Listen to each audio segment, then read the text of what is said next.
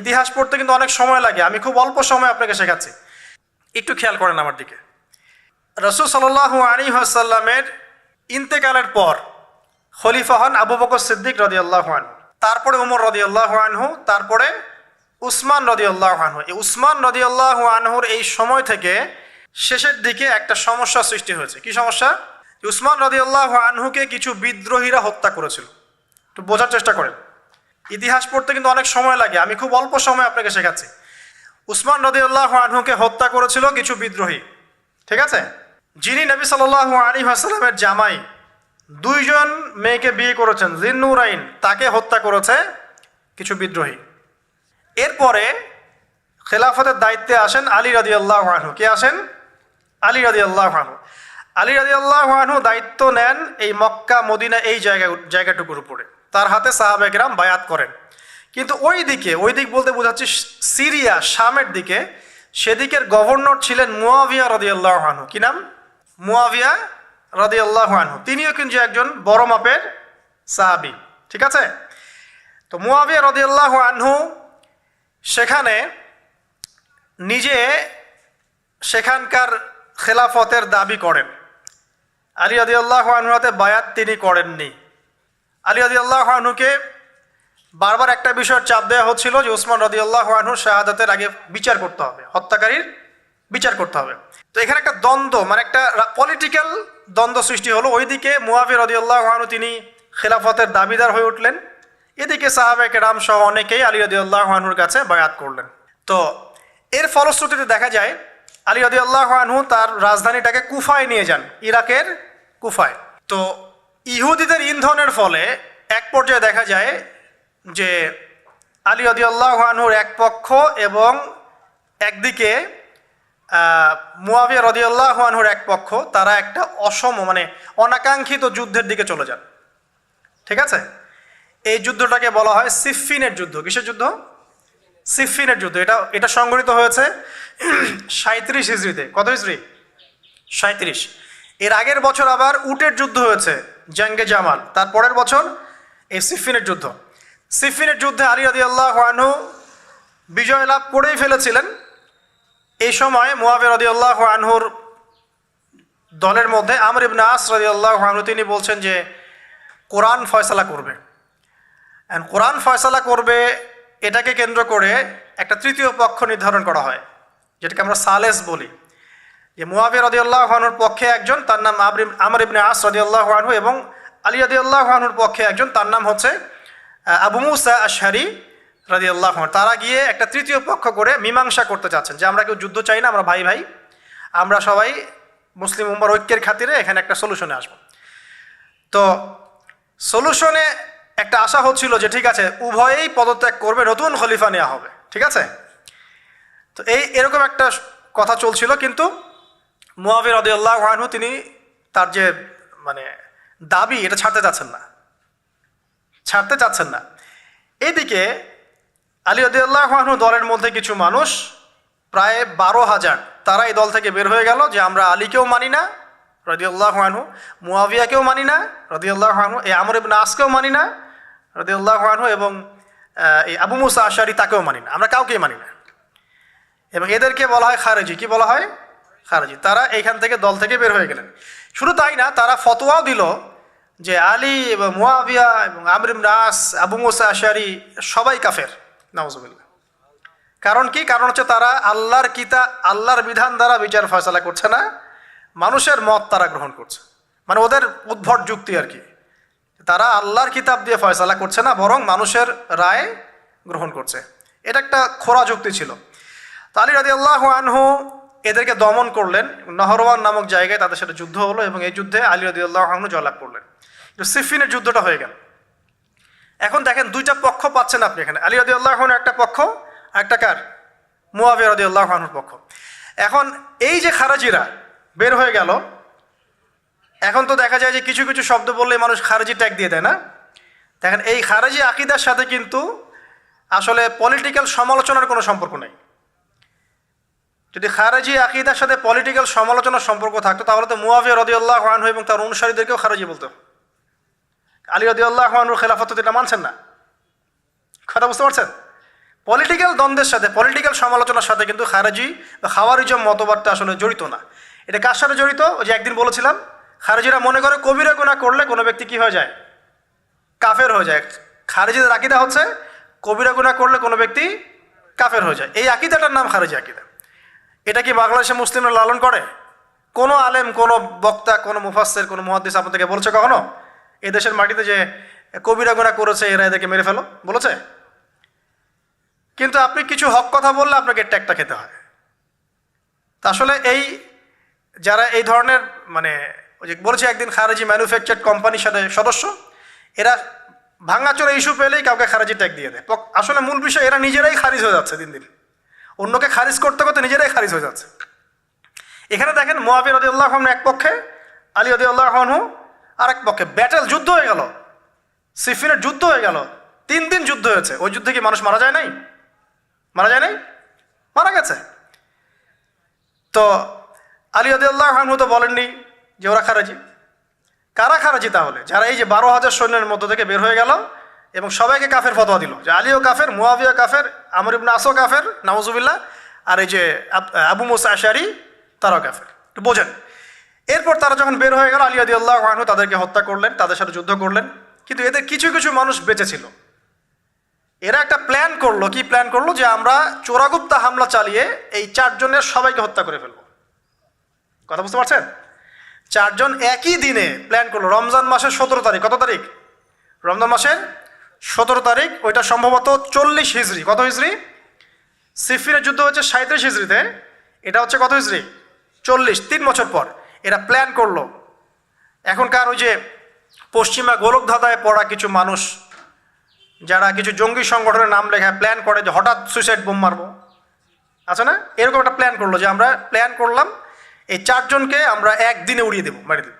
এবং সেই প্ল্যান মোতাবেক তারা কাজ করলো। কাজ করে ঘাপটি মেরে বসে থাকলো। আলী রাদিয়াল্লাহু আনহু ফজরের নামাজে যাচ্ছেন, আব্দুর রহমান বিন মুলজিম নামে এক ব্যক্তি আলী রাদিয়াল্লাহু আনহুকে পুরো তরোয়াল দিয়ে আঘাত করে হত্যা করে ফেলল। ইন্না লিল্লাহি ওয়া ইন্না ইলাইহি রাজিউন। কাকে হত্যা করলো? নবী সাল্লাল্লাহু আলাইহি ওয়াসাল্লামের মেয়ের জামাইকে। চিন্তা করতে পারেন? যিনি প্রতিটা যুদ্ধে নবী সাল্লাল্লাহু আলাইহি ওয়াসাল্লামের সাথে ছিলেন, তাকে বলল যে সে কাফের হয়ে গেছে। আর যে হত্যা করেছে আব্দুর রহমান বিন মুলজিম, সে হত্যা করার পরে আল্লাহ শুকরিয়া আদায় করেছে, নাউজুবিল্লাহ। সে বলেছিল যে আমি আল্লাহ শুকরিয়া আদায় করছি যে আল্লাহ আমার হাতে একজন পথভ্রষ্ট মানুষকে মারলেন, নাউজুবিল্লাহ। চিন্তা করতে পারেন?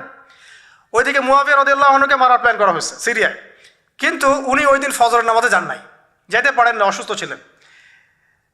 উনি গিয়েছেন, উনাকে আঘাত করা হয়েছে, কিন্তু আঘাতটা তার মানে শরীরের সেই জায়গায় লাগে নাই যেখানে লাগলে তিনি মারা যেতে পারতেন। তিনি আহত হয়েছেন, পরবর্তীতে চিকিৎসা করে সুস্থ হয়ে গেছেন।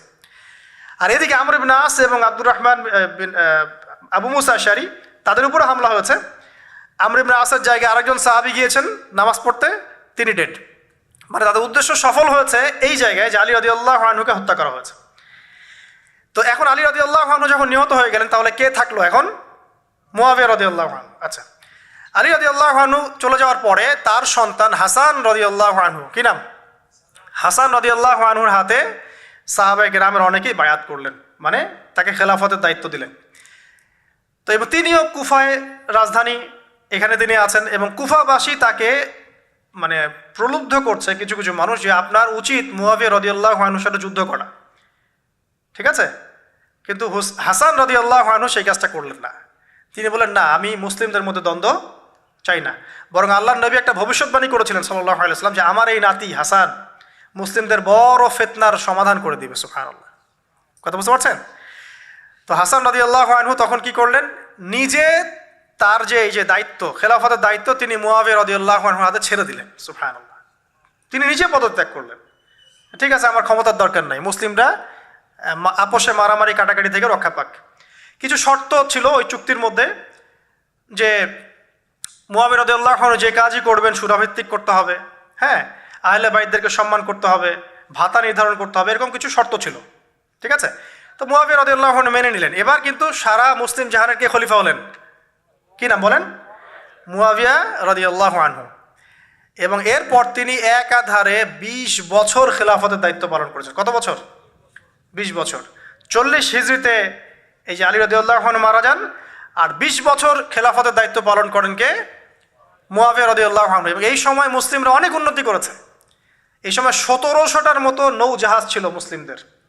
সাইপ্রাস দ্বীপ থেকে শুরু করে পর্তুগাল থেকে শুরু করে চায়না, এদিকে আফ্রিকা থেকে শুরু করে পুরাই যে ভারতবর্ষ সবই মুসলিমদের। চিন্তা করতে পারেন, পুরো বিশাল অর্ধবিশ্বের চেয়ে বড় জায়গায় শুধুমাত্র মুসলিমদের, এবং তিনি ওটাকে শাসন করছেন। কে শাসন করছেন? মুয়াবিয়া রাদিয়াল্লাহু আনহু। ঠিক আছে, এবার টার্নিং পয়েন্ট। এবার মুয়াবিয়া রাদিয়াল্লাহু আনহু ইন্তেকাল করলেন 60 হিজরিতে। ঠিক আছে, আর এদিকে হাসান রাদিয়াল্লাহু আনহু ইন্তেকাল করেছিলেন 49 হিজরিতে। ইন্তেকালের সময় তিনি তার পরবর্তী দায়িত্বশীল নির্ধারণ করে গেলেন বা নিয়োগ করে গেলেন তার পুত্র ইয়েজিদকে। কাকে? ইয়েজিদকে। এই জায়গাটাতে সাহাবায়ে কেরাম রাদিয়াল্লাহু আনহুমের অনেকেই মানেন নাই, কারণ তখন তার চেয়েও যোগ্য মানুষ সমাজে ছিল। ঠিক আছে, তখন আব্দুল্লাহ বিন ওমর বেঁচে আছেন, আব্দুল্লাহ বিন আব্বাস বেঁচে আছেন, আব্দুল্লাহ বিন জুবাইর রাদিয়াল্লাহু আনহু, বড় বড় জলিল কাদির সাহাবী, তারা কিন্তু তখন বেঁচে আছেন। কিন্তু কি করলেন মুয়াবিয়া রাদিয়াল্লাহু আনহু, আল্লাহ তাকে জান্নাতবাসী করুন, তিনি তার ছেলে ইয়েজিদকে শাসন ক্ষমতা দিয়ে গেলেন। এই যে শুরু হলো বাবার পরে ছেলে, বুঝতে পারছেন, রাজতন্ত্র শুরু হলো। এবার সাহাবায়ে কেরামদের মধ্যে অনেকেই এটা মানতে চাচ্ছেন না। যারা মানতে চাচ্ছেন না তাদের মধ্যে আছেন আব্দুল্লাহ বিন ওমর রাদিয়াল্লাহু আনহুর ছেলে, আছেন আব্দুল্লাহ বিন আব্বাস রাইসুল মুফাসসিরিন, আছেন আব্দুল্লাহ বিন জুবাইর বিন আওয়াম রাদিয়াল্লাহু আনহুর ছেলে, এরকম বড় বড় সাহাবী, এবং তারা মক্কা মদিনায়। তো আচ্ছা, এখন এই সাহাবীদেরকে কি আমরা খারিজি বলবো? তারা যে পলিটিক্যালি তাকে সমর্থন করছেন না, পলিটিক্যালি কোনো গভর্নমেন্টের সমর্থন না করলেই খারিজি হয়ে যায়? যদি কেউ বলে আরব বিশ্বের সব যত নেতা আছে এদের মধ্যে অনেকেই ইসরায়েলের সাথে আতাত করেছে, সে কি খারিজি হয়ে যাবে? এই সমালোচনার সাথে খাওয়ারিজমের কোনো সম্পর্ক আছে? যদি কেউ বলে যে পশ্চিমাদের অস্ত্রশস্ত্র নিয়ে মুসলিমরা ইয়েমেনে হামলা করছে, এটা বললে সে খারিজি হয়ে যাবে? যদি কেউ বলে যে মধ্যপ্রাচ্যের কান্ট্রির কিছু নেতা তারা পশ্চিমাদের সাথে চুক্তি করেছে পেট্রো ডলার মনিটরিং সিস্টেম, সে কি খারিজি হয়ে যাবে? যদি কেউ বলে জায়নিস্টদের সাথে আতাত করে অনেক মুসলিম কান্ট্রি চলছে, তাহলে কি মিডল ইস্টের সমালোচনা করার কারণে একজন ব্যক্তি খারিজি হয়ে যাবে? খারিজি ম্যানুফ্যাকচার্ড কোম্পানি বাংলাদেশে তারা এই সংজ্ঞাই শিখায়, পলিটিক্যাল বিরোধিতা করলে আপনি খারিজি হয়ে যাবেন। অথচ এখানে দেখেন সাহাবায়ে কেরাম রাদিয়াল্লাহু আনহু মানছেন না ইয়াজিদকে। এবার ইয়াজিদ কি করলো দেখেন। এবার ইয়াজিদ প্রথমত সাহাবীদেরকে কনভিন্স করার চেষ্টা করলেন। তিনি ওখান থেকে তার দূত পাঠালেন, দূত এসে মক্কা মদিনায় বোঝালেন যে আপনারা মেনে নেন, ভালো হবে, ইত্যাদি ইত্যাদি। আব্দুল্লাহ বিন ওমর রাদিয়াল্লাহু আনহু বলেন ঠিক আছে মেনে নিলাম, আব্দুল্লাহ বিন আব্বাস রাদিয়াল্লাহু আনহু বলেন ঠিক আছে মেনে নিলাম। কিন্তু আব্দুল্লাহ বিন জুবাইর রাদিয়াল্লাহু আনহু মানলেন না। তিনি মানছেন না, আমি কিছুতেই মানি না, তার সে খেলাফতের যোগ্য না, এর চেয়ে অনেক বড় বড় যোগ্য মানুষ আছে, আমি মানছি না। বরং তিনি এখান থেকে সরে আসলেন। এবার ইমাম হুসাইন রাদিয়াল্লাহু আনহু, যার কথা প্রশ্ন করেছেন, লম্বা উত্তর দিচ্ছি। ইমাম হুসাইন রাদিয়াল্লাহু আনহুর হাতে অনেকে বায়াত করতে চাইল যে আপনি যোগ্য খেলাফতের, ইয়াজিদ যোগ্য না, কে যোগ্য? আপনি যোগ্য। এবং তার হাতে কুফাবাসী বায়াত করতে চাচ্ছে, তাকে ডাকছে আপনি মক্কা থেকে চলে আসেন কুফায়। কুফা কোথায়? ইরাকে। আপনি মক্কা থেকে কুফায় চলে আসেন, আমরা আপনার হাতে বায়াত করব। এবার হুসাইন রাদিয়াল্লাহু আনহু সপরিবারে, তার পরিবার আহলে বাইত সবাই নবীর পরিবারের সদস্য, চিন্তা করেন, নবীর পরিবারের প্রায় 80 জন সদস্য। কতজন? তারা এই যে বের হলেন, যাচ্ছেন কোথায়? কুফায়। এবার ওই ইয়াজিদের নিয়োজিত যে গভর্নর ছিল ইরাকের কুফায়, তার নাম আব্দুল্লাহ বিন জিয়াদ। কি নাম? আব্দুল্লাহ বিন জিয়াদ। আব্দুল্লাহ বিন জিয়াদ সে একটা সেনাবাহিনী পাঠালো। সেনাবাহিনীতে সদস্য ছিল 4000। কতজন? 4000। এই 4000 সেনাবাহিনী নিয়ে আব্দুল্লাহ বিন জিয়াদের যে কমান্ডার, তার নাম সম্ভবত আমের বিন, প্রথমে আমের বা ওমর আছে, উমর বিন সাদ বা এরকম কিছু একটা, সে আহলে বাইতদেরকে ঘিরে ফেললো। কাকে ঘিরে ফেললো? ইমাম হুসাইন রাদিয়াল্লাহু আনহু, তার ছোট ছোট বাচ্চা কাচ্চা, তার স্ত্রী সন্তান এবং আহলে বাইতের সদস্য যারা। আহলে বাইত মানে বোঝেন তো, নবীর পরিবারের সদস্য। এবার হুসাইন রাদিয়াল্লাহু আনহু যুদ্ধ চাচ্ছেন না, তিনি বলছেন যে আমাকে 3টার যে কোনো একটা পথ বেছে নিতে দাও, আমি তোমাদের সাথে যুদ্ধ করতে চাই না। 1 নাম্বার, আমাকে সরাসরি ইয়াজিদের সাথে সাক্ষাৎ করতে দাও, আমি ওর সাথে কথা বলে সলভ করব প্রবলেম কি। 2 নাম্বার, আমাকে পথ ছেড়ে দাও, আমি চলে যাই কোনো সীমান্তবর্তী এলাকায়, সেখানে কাফেরদের সাথে যুদ্ধ করব, জিহাদ করব, সেখানে মারা যাবো, শহীদ হব। অথবা আমাকে নিরাপদে আমাকে মদিনায় ফেরত পাঠাও। তার তিনটা যুক্তি কি যৌক্তিক ছিল না? তিনি কে? নবী সাল্লাল্লাহু আলাইহি ওয়াসাল্লামের নাতি, যাকে কোলে নিয়ে নবী সাল্লাল্লাহু আলাইহি ওয়াসাল্লাম অনেক সময় খুতবা দিয়েছেন, নামাজ পড়েছেন, চুমু খেয়েছেন।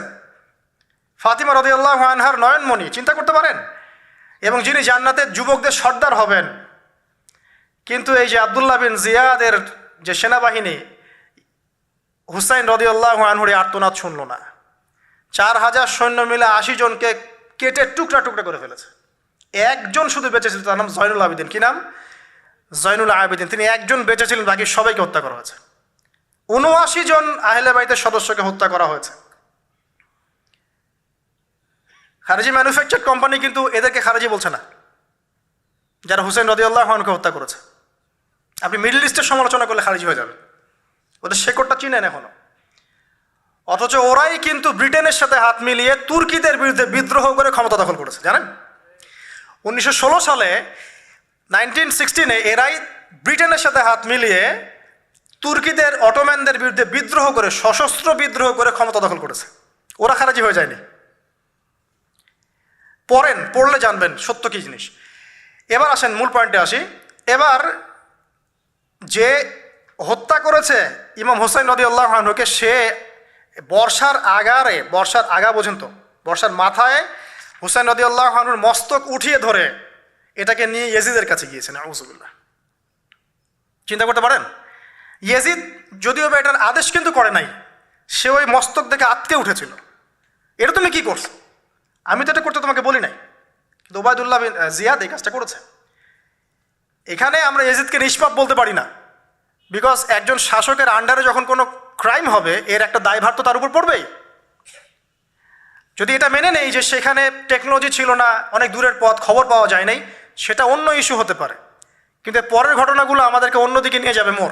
মনে রাখেন, এই ঘটনাটা হৃদয় বিদারক। এটা হচ্ছে এই 10ই মুহররমের একটা হৃদয় বিদারক ঘটনা। এটা ঘটেছে কত সালে?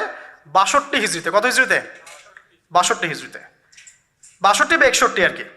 তো দেখেন, নবী সাল্লাল্লাহু আলাইহি ওয়াসাল্লামের ইন্তেকালের 50 বছর পরে এই কারবালার ঘটনা, এই ঘটনাটা কাকতালীয়ভাবে 10ই মুহররমে ঘটে গেছে। তা আমরা মনে করি যে এটার স্মরণে আমরা আজকের সওম রাখি, আসলে এটার স্মরণে নয়, ওই নাজাতে মূসার স্মরণে রাখতে হবে। ঠিক আছে, এবার শেষ করি আমি।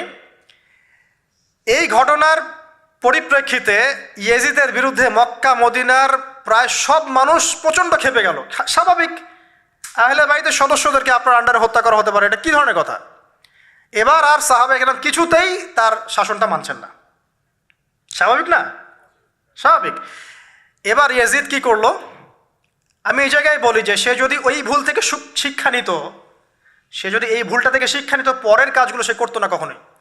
সে ভুলটা থেকে শিক্ষা নেয়নি, বরং সে 63 হিজরিতে, ঠিক তার পরের বছর বা 2 বছর পর, যদি 61 হিজরি ধরি, এটা 63 হিজরি, 2 বছর পর সে আর একটা টিম পাঠালো মদিনায়, মদিনার মানুষদেরকে কনভিন্স করার জন্য যে আমার আনুগত্য করতেই হবে।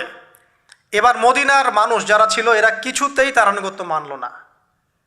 এবার সে যাকে পাঠিয়েছে তার নাম মুসলিম বিন উকবা। মুসলিম বিন উকবাকে তিনি পাঠালেন, মদিনাবাসীকে কন্ট্রোল করো, তারা তো আমার নিয়ন্ত্রণের বাইরে। এবার মদিনাবাসী তার কথা শুনছে না, তার কথা মানছেও না। তো 61 হিজরির এই হৃদয় বিদারক ঘটনার পরে 2 বছর পরে 63 হিজরিতে ইয়াজিদ পাঠালেন মুসলিম বিন উকবাকে প্রায় 10,000 সৈন্য দিয়ে। কত হাজার? প্রায় 10,000 সৈন্য দিয়ে পাঠালেন মদিনাবাসীকে কন্ট্রোল করার জন্য। তো কারবালা ঘটনা বুঝলেন, এই 61 হিজরিতে এই কারবালা ঘটনা ঘটে, যেটা স্মরণে অনেকে রোজা রেখে থাকে সমাজে। আসলে এটা স্মরণে নয়, নাজাতে মূসার স্মরণে রাখতে হবে ইনশাআল্লাহ তাআলা। আল্লাহ পাক তৌফিক দান করুন, আমিন। এরপর মদিনাবাসী আর মক্কাবাসী এই যে ইয়াজিদের বিরুদ্ধে খেপে গেল, তারা কিছুতে তার আনুগত্য মানবে না, কিন্তু ইয়াজিদ চাপ প্রয়োগ করতে লাগলো। এক পর্যায়ে সেই যে মুসলিম বিন উকবাকে পাঠালো 10,000 সৈন্য দিয়ে মদিনায়। 3 দিন সে মদিনা অবরোধ করে রাখলো, সবাইকে বলল যে ইয়াজিদের আনুগত্য করতে হবে, অন্যথায় তোমাদের উপর হামলা করা হবে। নবীর শহরে মুসলিম বিন উকবার নেতৃত্বে পিছনে ইয়াজিদ ছিল। ইয়াজিদের শাসনামলে মুসলিম বিন উকবার নেতৃত্বে 63 হিজরিতে 3 দিন মদিনায় ম্যাসাকার চালানো হয়েছে। মদিনার মানুষকে হত্যা করা হয়েছে, মদিনার মানুষ সাহসিকতার সাথে যুদ্ধ করেছে, ডিফেন্ড করেছে, তাদেরকে হত্যা করা হয়েছে, মদিনা লুটপাট করা হয়েছে, ধ্বংসযজ্ঞ চালানো হয়েছে, হাজার হাজার মানুষ মারা গেছে। এখন আমাকে বলেন, এই যে মদিনার যে মানুষগুলো এই মুসলিম বিন উকবার সেনাবাহিনীর বিরুদ্ধে দাঁড়িয়েছিল, এরা কি খারেজি ছিল? ওরা যে শাসকের বিরুদ্ধে যুদ্ধ করলো, উত্তর দেন। এই খারেজি ম্যানুফ্যাকচার কোম্পানিকে বলেন, উত্তর দিতে বলেন। মুসলিম বিন উকবার নেতৃত্বে যে বাহিনী মদিনা আক্রমণ করলো আর মদিনাবাসী যে বীরত্বের সাথে ডিফেন্ড করলো, এখন কি মদিনার সব মানুষ খারেজি হয়ে গিয়েছিল? পলিটিক্যাল দ্বন্দ্বের সাথে খাওয়ারিজমের কোনো সম্পর্ক আছে? মানুষকে কি বুঝায়? শুধু তাই না, এই সময় মক্কায় আব্দুল্লাহ বিন জিয়াদ রাদিয়াল্লাহু আনহু তিনিও তার বলয় গড়ে তুলেছেন, তার হাতে মানুষ বায়াত শুরু করেছে। আর ইয়াজিদকে মানুষ মানছে না, বলছে আব্দুল্লাহ বিন জুবাইর, তার হাতে আমরা খেলাফতের বায়াত করব। বহু মানুষ আব্দুল্লাহ বিন জুবাইর রাদিয়াল্লাহু আনহুর হাতে বায়াত করা শুরু করলেন। এবং ইয়াজিদ এবার মদিনায় ধ্বংসযজ্ঞ চালানোর পর ঠিক ওই বছরেই, সেম বছরেই আরেকজন ব্যক্তি আছেন হুসাইন বিন নুমায়ের, তাকে কিছু সেনাবাহিনী দিয়ে পাঠালেন মক্কা আক্রমণ করতে। হুসাইন বিন নুমায়ের সেনাবাহিনী নিয়ে মক্কা আক্রমণ করলো। মক্কার কাবা ঘরের গিলাফে হামলা করা হয়েছে, মিনজানিক ছোড়া হয়েছে এবং মক্কাকে অবরোধ করে রাখা হয়েছে। তো মদিনায় হামলা চালানোর পর একই বছর ওই 63 হিজরিতেই, আর মদিনায় হামলার যে যুদ্ধটার নাম একটা আছে, এটা বলে দিই, যে মদিনায় যে ইয়াজিদের নেতৃত্বে মুসলিম বিন উকবা হামলা চালিয়েছিল, যখন মদিনাবাসী এটাকে ডিফেন্ড করেছে এবং মদিনা মানুষ মারা গেছে, অনেক শহীদ হয়েছেন, এই যুদ্ধের নাম হচ্ছে হাররার যুদ্ধ। কিসের যুদ্ধ? হাররার যুদ্ধ। এর ওই বছরেই ইয়াজিদের নেতৃত্বে আবারও মক্কায় আক্রমণ করা হয়েছে, যেখানে আব্দুল্লাহ বিন জুবাইর রাদিয়াল্লাহু আনহু তিনি খেলাফতের দায়িত্ব বায়াত গ্রহণ করছেন। সেখানেও মিনজানিক চালানো হয়েছে, হামলা চালানো হয়েছে, মক্কার কাবা ঘরের দেয়ালে পর্যন্ত মিনজানিকের গোলা লেগেছিল। মানুষ জানেই না কাবা ঘরে হামলা হয়েছে। এখন আব্দুল্লাহ বিন জুবাইর রাদিয়াল্লাহু আনহু, যিনি এই অন্যায়ের প্রতিবাদ করছেন মক্কায়, তিনি কি খারেজি নাকি বীর? কোনটা? সুবহানাল্লাহ। এটা হক কথা বললে মানুষকে খারেজি বলে, আর চাটুকারিতা করলে এদেরকে বীর বলে। সুবহানাল্লাহ। আব্দুল্লাহ বিন জুবাইর রাদিয়াল্লাহু আনহু সেখানে তার হাতে মানুষ বায়াত নেওয়া শুরু করলো। তবে এই হুসাইন বিন নুমায়ের সেখানে তাকে হত্যা করতে পারে নাই, বরং সে ফিরে যায়, কারণ ওই বছরে ইয়াজিদ মারা গিয়েছে। এটা আল্লাহ পাকের ফয়সালা। হয়তো মানুষ তার প্রতি প্রচণ্ড রুষ্ট ছিল, মানুষ দোয়া করেছে, মানুষ বদদোয়া করেছে, অনেক কিছুই করেছে, আল্লাহ পাক ওই বছরেই সে মারা যায়। এবং সে খুব ব্যথিত ছিল শেষ বয়সে হুসাইন রাদিয়াল্লাহু আনহুর এই ঘটনাটা কেন্দ্র করে। আমরা দোয়া করি আল্লাহ পাক, যদি আল্লাহ পাক তার নিজ দয়ায় তাকে মাফ করতে পারেন, কোনো সুযোগ থাকে, আল্লাহ পাক তাকে মাফ করতে পারেন। তো আমরা পলিটিক্যালি এই ঘটনাগুলো সমালোচনা করতে পারি। হুসাইন রাদিয়াল্লাহু আনহুর হত্যাকাণ্ড কোনো সাধারণ ঘটনা ছিল না, হাররার যুদ্ধ কোনো সাধারণ ঘটনা ছিল না, আব্দুল্লাহ বিন জুবাইর রাদিয়াল্লাহু আনহুকে মক্কায় আক্রমণ করা কোনো সাধারণ ঘটনা ছিল না। এরপরে আব্দুল মালিক বিন মারওয়ান যখন ক্ষমতায় আসেন, তার প্রায় 10 বছরের পরে, তখন হাজ্জাজ বিন ইউসুফের নেতৃত্বে আবারও এই মক্কায় হামলা হয়েছে। এর নাম শুনেছেন? হাজ্জাজ বিন ইউসুফ। এবার এই হামলাতে আব্দুল্লাহ বিন জুবাইর রাদিয়াল্লাহু আনহু এবং তার অনুসারীদেরকে সবাইকে শহীদ করা হয়েছে। হাজ্জাজ বিন ইউসুফের প্রতিরোধ করার সময় আব্দুল্লাহ বিন জুবাইর এবং তার সাহাবাই, তার সঙ্গী সাথী, তারা কি খারেজি ছিলেন? আব্দুল্লাহ বিন জুবাইর রাদিয়াল্লাহু আনহুকে হত্যা করে রৌদ্রের মধ্যে তার লাশটা ঝুলিয়ে রাখা হয়েছে। আব্দুল্লাহ বিন জুবাইর কি আপনাকে বলি? আব্দুল্লাহ বিন জুবাইর রাদিয়াল্লাহু আনহু জুবাইর বিন আওয়াম রাদিয়াল্লাহু আনহুর ছেলে। জুবাইর বিন আওয়াম কি আপনাকে বলি? জুবাইর বিন আওয়াম হচ্ছেন জান্নাতের 10 জন সার্টিফিকেট প্রাপ্ত সাহাবীর একজন। আব্দুল্লাহ বিন জুবাইর আসমা বিনতে আবু বকর রাদিয়াল্লাহু আনহুর সন্তান। আসমা বিনতে আবু বকর কে আপনাকে জানাই। আসমা বিনতে আবু বকর হচ্ছেন আবু বকর সিদ্দিক রাদিয়াল্লাহু আনহুর মেয়ে। জুবাইর বিন আওয়াম এবং আসমা বিন আবু বকর রাদিয়াল্লাহু আনহু, তাদের সন্তান হচ্ছেন আব্দুল্লাহ বিন জুবাইর রাদিয়াল্লাহু আনহু, যাকে এভাবে হাজ্জাজ বিন ইউসুফের সময় হত্যা করা হয়েছে মক্কায়। এই যে ঘটনাগুলো আপনারা শুনুন। এরপরে যদিও বা পরিস্থিতি ঠান্ডা হয়ে যায় আস্তে আস্তে, এবং আব্দুল মালিক বিন মারওয়ানের সময় তিনিও প্রায় 20 বা 22 বছর ক্ষমতা কাটান, এবং ওই সময় মুসলিমরা এই যে সিন্ধু প্রদেশ জয়, ওইদিকে তারেক বিন জিয়াদের স্পেন জয়, এদিকে আপনার এই যে আমাদের ভারতবর্ষ জয়, এগুলো ওই সময় ঘটেছে। ঠিক আছে, ওইদিকে আমরা যাচ্ছি না। মূল যে জায়গাটা আপনাদেরকে আজকে বলতে চাচ্ছি সেটা হলো এই যে প্রথমত কারবালার বিয়োগান্তক ঘটনার সাথে এই 10ই মুহররমের সওমের কোনো সম্পর্ক নাই। এটা না যাতে মুসার সাথে সম্পৃক্ত, তবে এই হিস্ট্রিটা আপনার জানা থাকা উচিত, কিভাবে আবু বকর সিদ্দিক রাদিয়াল্লাহু আনহু থেকে এই আব্দুল্লাহ বিন জুবাইর রাদিয়াল্লাহু আনহু শাহাদাত পর্যন্ত ঘটনাগুলো ঘটলো। আল্লাহ পাক আমাদের সবাইকে এই ঘটনাগুলো থেকে শিক্ষা নেওয়ার তৌফিক দান করুন।